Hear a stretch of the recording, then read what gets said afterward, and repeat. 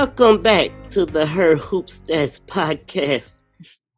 Chelsea, the people are probably wondering what's going on. Usually, like you and I have been on podcasts before, but it's usually where I'm coming in to break news or coming in to make some smart ass remark to you, to make fun of you.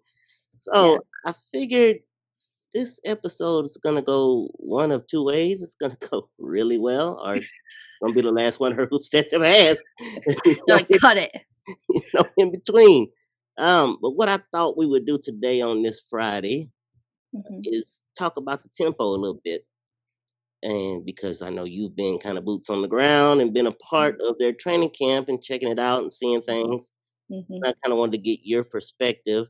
So I know somebody's going to be watching this that's going to be very upset that we didn't talk about anything else, but you have to wait till next Monday. Yeah, we're Canada down today. My first question right off the bat, and this is something I really didn't discuss with you so you may not have any information at all because I know that I couldn't find anything. What's the mascot for the Tempo? I'm hearing things about a beaver. I mean, do they have anything official? No, and yeah, I haven't heard anything. I heard they've been gathering, maybe doing auditions or whatever, but I don't know what the actual mascot is going to be. I think people are speculating on the beaver thing because actually this collab that I'm wearing right now, the Roots collab, they did this whole line of tempo stuff, and one of them was this little beaver that had a tempo shirt on. It's just a little keychain, and I think people thought that that was a hint, but no, that's just Roots, the brand, and their mascot, because their mascot's a beaver. So they're just doing their little tempo thing. But yeah, I have no idea what is going to happen with that. Let's see. Some more questions I have for you here. Now, this is obviously their expansion season, their first year in the league. What do you feel like are the biggest priorities for the Tempo as they're entering their first preseason? Yeah, I mean, it's been a few things. It's been kind of establishing a culture of, what they want, not just this iteration of the team to be, but what they want the future of the team to be. I think it's, a celebration, of course. I think there's a lot of, we're in this phase right now where everybody's analyzing rosters and trying to figure out who's going to be cut and all that stuff. But at the end of the day, it is just really joyful that we're at this point and that Toronto has a team. And I think Sandy especially is just trying to keep that in mind and make sure everybody knows that. And I think the players are able to know that as well, because they've just been given such a wonderful reception here. So that's something. And then I mean the hope is to be competitive. Don't get me wrong. I think Sandy has said a few times over the last week, you also have to understand that this is an expansion team and there's certain things that we don't have control over and all that. So I think they want to be competitive and they're going to try, but I also think that there's a sense of knowing what the field is and knowing what the circumstances as an expansion team. So I think there's just expectations are being managed, but at the same time this is just a really fun time for them, and I think they're all just kind of balancing that effort and balancing the want to be competitive with the fact that this is just just fun. It's fun.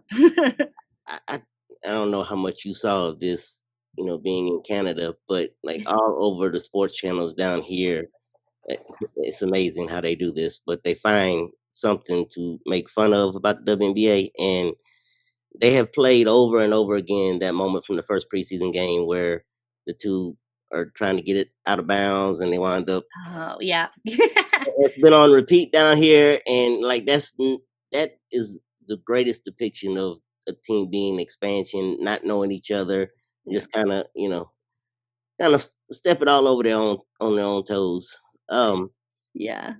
We know the style that Brondello used when she was in New York and when she was in Phoenix. What should the fans expect as a style of play for the Tempo this season? Yeah, it's very much fast. She keeps saying 5 out, 5 out. Expect everyone to kind of touch the ball on possessions, expect a lot of passing, a lot of a lot of the people that they did get are very dynamic players. Even their bigs are people who can space the floor and shoot. And so it's not that kind of traditional like post backcourt kind of play. They're trying to be a team with really strong defensive identity, which I think you saw glimpses of in that preseason game. Of course, it was a lot of like the young players going out. This is also a team with a lot of shooters, so that I think there's going to be an emphasis on 3-point shooting. I think there's going to be a lot of moments like that where it's just like high volume shooting, and you kind of live with the results of that.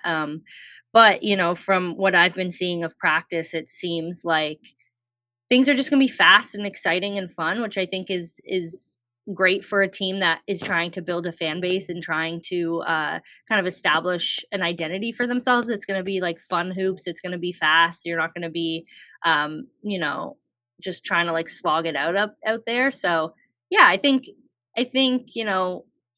they're trying to do that very much like speedy. It is the same, like Sandy's admitted, like she's doing the same thing that she's done, and even Kia has joked that like the plays are kind of the same as when she was in Phoenix with Sandy. So yeah, I mean it's a Brondello system, that's for sure.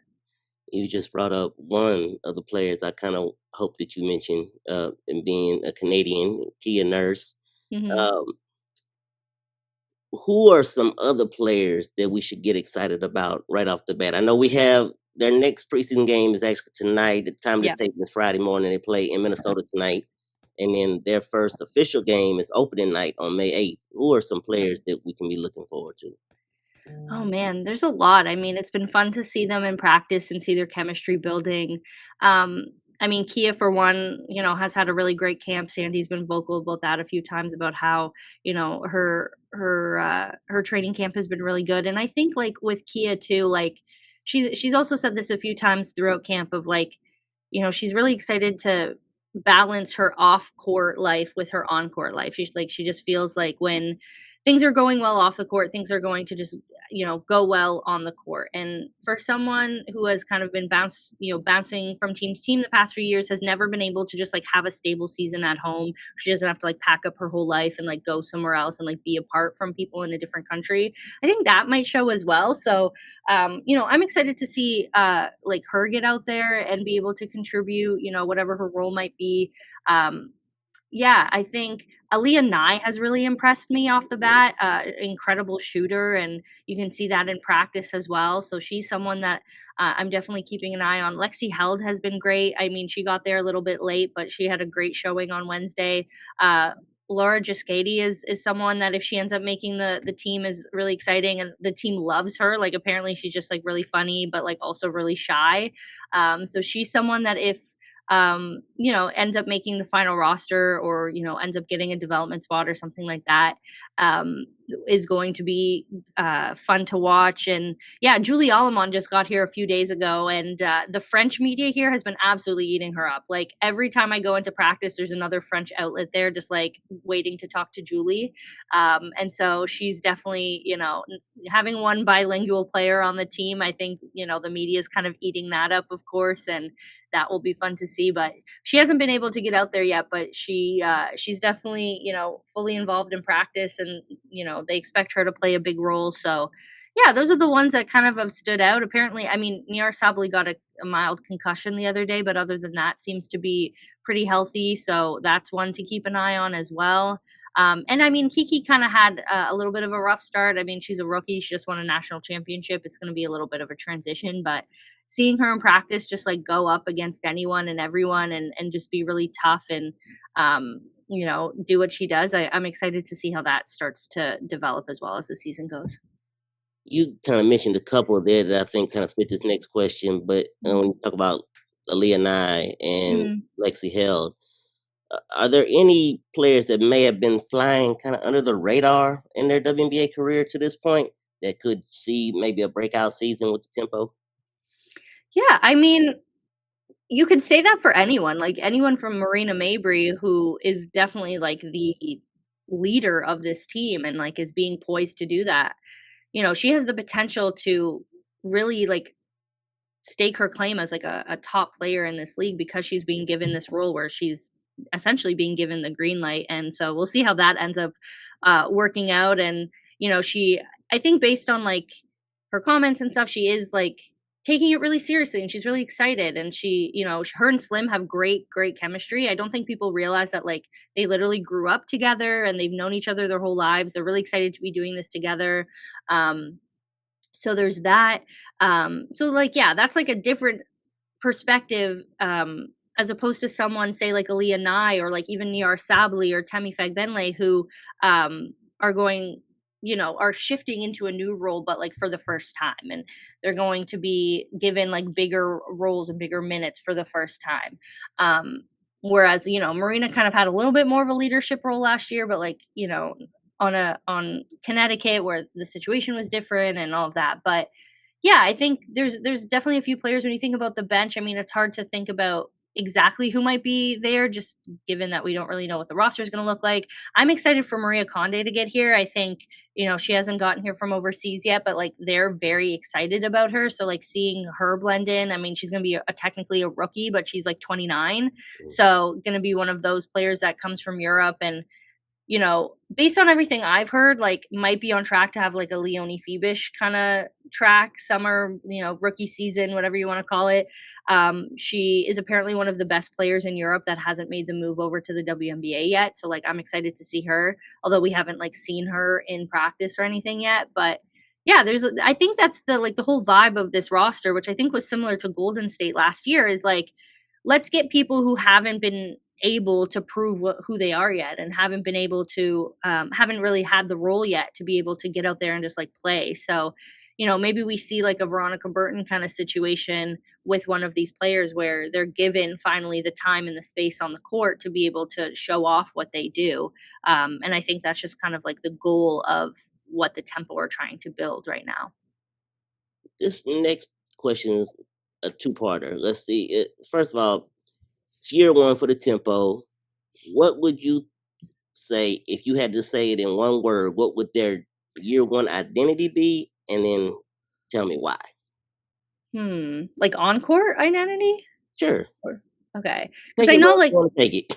Yeah, because like when we've asked that to them, a lot of the players have said like we want to be like a defense first team. We want to be a team that makes it like hard for the opponent every night. We want to be just like menaces on defense. And I think having someone like Slim who is like kind of leading that charge might be good. I mean, Kiki is great as well in that regard, and so that is I think like kind of their on-court identity that they're trying to establish. When it comes to off-court, I mean the chemistry has been building, and they're all, you see them at practice and they're all just happy to be here and celebrating that. And I think that's just kind of the identity culturally off the court, is that they're excited to make history. They're excited to kind of bring this team to Canada. They're excited to put on a show for the fans, and I think that's going to be evident in everything that they do. A few of them were kind of shocked at the reception they got on Wednesday, just like how excited people were, and it was like just a preseason game where most of your starters that like will be playing in a starting position weren't even playing. So like just that alone is like proof that people are excited and they're going to embrace them no matter what. So I think they're just embracing that as well as a team. Let's see. In terms of the final roster construction, how much emphasis do you think will be put on veteran leadership as opposed to young talent? Yeah, I think it's going to be a balance for sure. Like when you think about their picks in the expansion draft, it was a lot of people who have experience, whether that's here or like in other countries or other leagues. So to me, like I think they're trying obviously to set themselves up for the future and for future expansion drafts and for future, to develop really well. But I think they also don't want it to just be young people, which is why they had their sights set on people like Slim and people like Marina Mabry and, people who have experience in this league and are a little bit older. And I think that's another reason why a lot of these players were signed to 2-year contracts as opposed to 1-year contracts, because they want that kind of turnover. But at the same time, like the people who are going to be on this team the longest, if they stay on the team, are people like Kiki Rice and like maybe Tioni Key, right? So it's like you also have to balance their development as well. So I think balance is the right word to to put to it because they want, like a veteran kind of leadership, but at the same time, they want their young stars to be given the time and the space to grow into solid WNBA players. And I think, just popped into my head that the other day Sandy was kind of talking about this, and they try very hard not to kind of separate things by veterans and by younger players. Like everyone's kind of on the same playing field. And of course the veterans are kind of giving their 2 cents and helping out the younger players.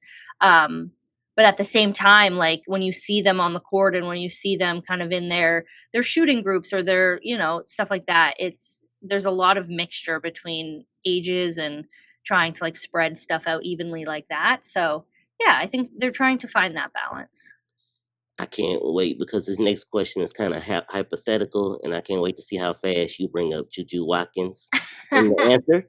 But 5 years from now, Mm. what do you hope or what do you think people will be saying about this franchise? Yeah, I mean, Toronto is a city that absolutely loves their sports teams, and I think everybody who has come through these doors so far has realized that very quickly. And I think in 5 years, people are going to say that Toronto is an incredibly hard place to play as an away team because the atmosphere is so wild. I'd hope that in 5 years the team is, contender worthy. I think that free agency is going to become a huge factor for the Tempo, not only because of the fact that, Toronto's just a nice place to be, but this ownership group is truly just like investing so much money and so much effort into making this a good experience. I mean, in 2028, they're going to have a practice facility that's worth over $100 million. Like they're just really investing in that, and it's going to be a beautiful space. And everything is just like community minded that they're doing as well. And so I think that in turn is also something that they want to use to bring in free agents. And then you also have to think, about the drafts and what's coming up in those drafts, and um who is like, who's coming up for them. And so maybe these first few years don't go as well, but like you said, like Juju might be a factor. You think about the next draft with like Sarah Strong or Michaela Blake's, even Silas Swords. Like it's, if Silas Swords came to this team, man, that would be wild. Like you just think about the fan impact of that and the way they're already embracing people like Kiki, like Kia, like, you know, all of that. So I think it's just like I do think in the next few years the Tempo, I mean, they're already being branded as a team that has an incredibly great fan culture. And so yeah, I'm excited to see how that grows. I'm excited for, the US audience to kind of in the worldwide audience, honestly, to like see that in person and see that televised for the first time, because it's something I know because I live in it, but for the first time people are going to see that. You kind of led me into my next question. What do you think the Tempo will be as far as being important in the growing of women's basketball in Canada? Oh my god, it's already being seen. Like you go to these games and it's just like young girls and young people, and I think a lot of the players who came like didn't realize that we didn't even have like a domestic basketball league here. Like we didn't have anything. Like this is the first professional like league to come into Canada. And so yeah, I think there's just like an idea that this is going to be so impactful for the next generation. It's going to show young people that didn't necessarily have access to the WNBA that like it exists, and that there is truly like a space for you in sports, whether it's basketball, hockey, we have soccer here. Like Toronto's just turning into like a women's sports hub, and that's spreading all over Canada as well. And even with their new practice facility, like the idea of it is that it's going to be like a community space. Like they're building an outdoor court to go with it. They're building outdoor spaces. The idea is that the practice facility is also going to host a lot of community events in the off season and be a place that like, young women in sport can gather and do events and stuff like that. So, I mean, and you're also seeing it in the way that like the Canada basketball program on the women's side itself is growing so much over the next few years. I mean, I think it was 3 or 4 players this draft that were drafted. Whether or not they make, the final rosters is another thing. You have so many players. That 2028 draft is stacked already with Canadians. and then you'll just see more dedicate the time to basketball because they see the tempo, because they're able to interact with the players and have those experiences that just motivate them more to like chase that. So yeah, you're already seeing it. There's so much programming already going on within the team and within the community, and there's already so much like hype around it. Even like when I was there on Wednesday, there was so many like youth basketball programs there, so many girls in their own jerseys, and all of that. So yeah, it's definitely already showing what the impact can be. Keeping on the theme of growth, now that the WNBA has expanded to the north and Mhm. has a team in Toronto, what do you think that says about the growth of the league in general? Yeah, I mean, we've been talking about the globalization of women's basketball and basketball in general for the past few years, and I think Canada is such like a big factor in that. I know like this isn't the case in the WNBA, but in the NBA, Canada is the second highest population, after United States. So like, yeah, the idea that Canada is turning into what people assume to be like a hub of women's basketball and just basketball talent in general, just shows like the globalization. And I think because I feel like a lot of people don't realize that Canada, in a lot of ways, is quite different from the United States. I know they're like touching and like a lot of it is the same, but at the same time, like culturally, a lot of the time it's different too. And so when you get those other cultures involved in basketball, it diversifies things a lot more. It brings a lot of different perspectives to the table. It, can change the game in a lot of ways. It can change the style of play, but it can also change, who's making decisions and who's out there and all of that as well. And I think in turn, it will also kind of grow the international side of things a lot. We're already seeing that with the way that international programs are really investing and starting to, I guess, give USA basketball a run for their money, if you want to call it that. But yeah, I think, expanding into Canada is just the first step in making the WNBA a more global league. And I mean, they've already started to mention potentially doing preseason games overseas and continuing to grow that side of things and bringing the game and bringing the league to a more global audience. So yeah, I think it just kind of proves that you can do this outside of the United States, and I think success will really like show that there's such an appetite for it in other places other than the United States. So, yeah, it's just like an exciting time to be growing the game, and an exciting time for Canada to kind of like be the ambassadors of that specifically. I guess to wrap things up, my final question: Yeah. what, and this can be your personal opinion, or it can be things that you know or have heard. What Mhm. would you say a successful first season looks like for the tempo? Yeah, I mean, there's a few different goals you can have in mind. Whether or not you want to make the playoffs might be a specific goal. That might be a goal internally. They kind of every time you kind of ask that, it's a little bit of a vague or different question. I think for me, just like building a foundation, I think, is really important. Building a culture, and I think just like introducing the rest of the league to Toronto is important. I think free agency in this league is something that becomes more and more integral to team building every year. And so I think a big part of this year will just be showing that this is like a great place to be for high level talent. And the talent that we do have right now is fantastic, but there's always room to grow, and you know, there's always like space to kind of be level up in this league, especially as the talent grows every day and the league becomes more competitive. And I think showing the rest of the league that like Toronto can be a space for top tier free agents and top tier draft picks and all of that to come to, I think will be really important.